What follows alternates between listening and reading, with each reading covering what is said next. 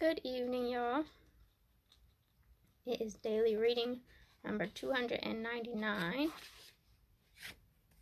which means we only have 66 more to go, because I said I would do 365 of them.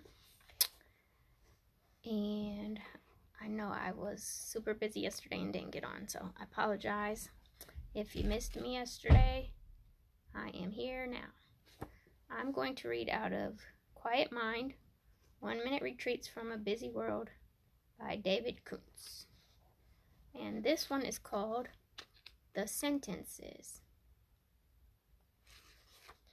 And the passer-by, should he turn round to make sure that I have not gone astray, may be amazed to see me still standing there, gazing at the steeple for hours on end. By Marcel Proust. About a year ago, I decided that my exposure to the great works of world literature was too limited, so I began to go back, so to speak, and catch up. Why I decided to begin with Proust, the French novelist, is anyone's guess. But that's where I began, and that's where I am still, creeping my way through Swann's Way, the first of 7 volumes of his epic novel, Remembrance of Things Past.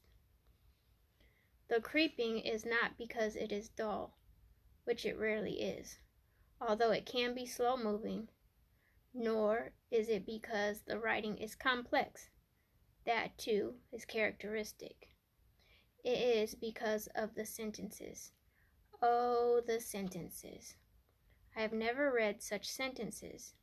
They can go on forever and ever, sometimes taking up the whole page, and they contain entire worlds of feeling and nuanced insights into human behavior and observation of life. So I read them over and over. That's why I'm creeping. It just takes me a long time to read and then reread all those improbable sentences. The snippet quoted above is from one of them, one of my favorites.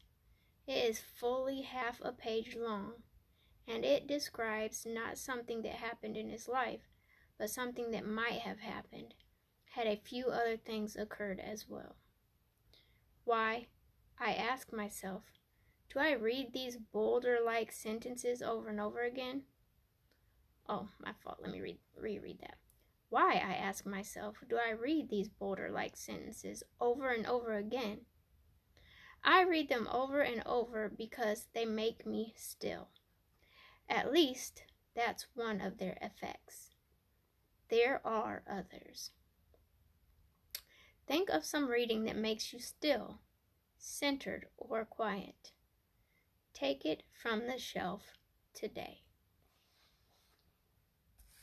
I was just speaking with a friend of mine who lives in Portugal about reading, because when she reads, she takes notes, and I laughed because I do that as well sometimes. Sometimes when I'm just reading for enjoyment, though, I get into a book and realize, oh, I should be taking notes.